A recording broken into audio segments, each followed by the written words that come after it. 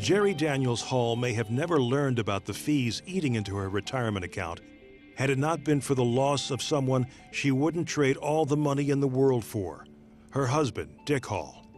This was Dick in 1995, the year his doctors discovered his cancer. He had just had his 50th birthday in July, and he was dead in 6 weeks. My son was 9, and my little girl was 5. We all cried. Jerry started an investment portfolio with the money she received from Dick's life insurance policy. 10 years later, she realized that the returns from her $13,000 NEA account were much lower than her other portfolio. That's when it hit her. Dick was a school psychologist like Jerry. Had he survived, they would both be in a tight spot right now. We would still be contributing to the NEA Value Builder, and at the end, we wouldn't have had enough money to retire. Now Jerry was worried.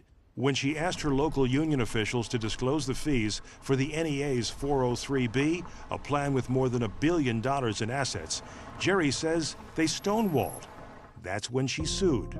Her class action lawsuit drew attention to one of the more controversial fees in retirement plans today, called revenue sharing. There are now almost 9,000 mutual funds in existence, but often fewer than 20 in a 401k plan. Making the cut costs money. Dr. Greg Caston's firm, Unified Trust Company, serves as the advisor for more than $2 billion in retirement assets. He says to be in your plan, most funds pay a fee, which he believes is a legitimate cost, as long as it's disclosed and used to pay for necessary services.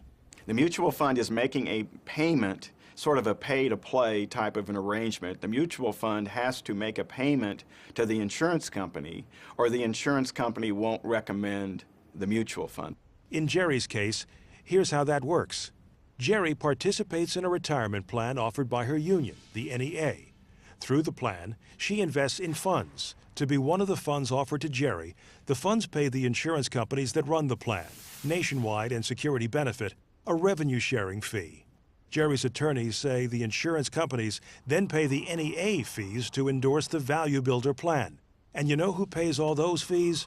Her attorneys say Jerry does. Honestly, I didn't realize there were fees at all that anybody was taking out of my little chunk of money. I had no idea. The individuals who have contacted us, the clients that we have, were outraged to learn that this plan was not brought to them by their union because of its merits, but was brought to them because of kickback payments that the union received. That was simply, in their minds, an outrageous breach of trust. In May of 2008, a judge in the Western District of Washington dealt Jerry another blow. He dismissed the case, ruling that the NEA plan is not covered by the same laws protecting pensions and 401ks. No authority squarely addresses this issue, he wrote. Jerry's attorneys and co-plaintiff David Hamblin are now reviewing their options, including an appeal.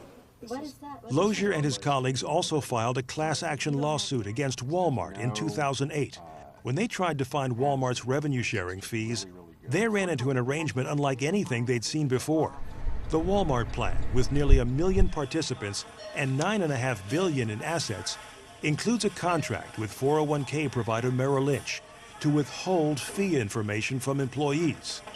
Here's a copy of the contract. It says, the employer agrees that it will not, nor will it permit any employee of the employer to disclose, in whole or in part, the written fee report or any information in the written fee report to any person. Walmart declined to be interviewed about this agreement, as did Merrill Lynch, which is not a defendant in this case. Merrill Lynch has a passive minority interest in Bloomberg LP, the parent company of Bloomberg News. Back in Portland, Kin Pham says Elcon Associates has no such agreement with its 401k provider, John Hancock. To prove that, Pham allowed Matt Hutchison to review Elcon's 54-page contract with John Hancock. And that is how Hutchison found Jerry's revenue-sharing fees. Hutchison says almost all the funds in the Elcon plan charge participants a 0.5% revenue-sharing fee, which goes to John Hancock. It turns out that Jerry Schneider is paying enough in revenue-sharing fees to feed his dog Truman for a year. In 2007, revenue sharing fees ate up just over $2,000 from Jerry's returns.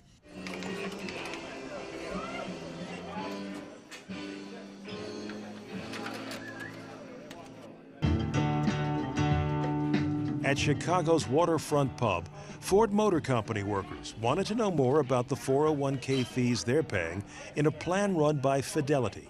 I'm relatively confident, but I still don't understand a lot of the fees and how they charge them and stuff like that. It doesn't make any sense to me. Okay. I don't want to lose money. I want to gain money in my 401k. Coming up, a hidden cost that has sapped millions of dollars from Ford worker investments in just 1 year.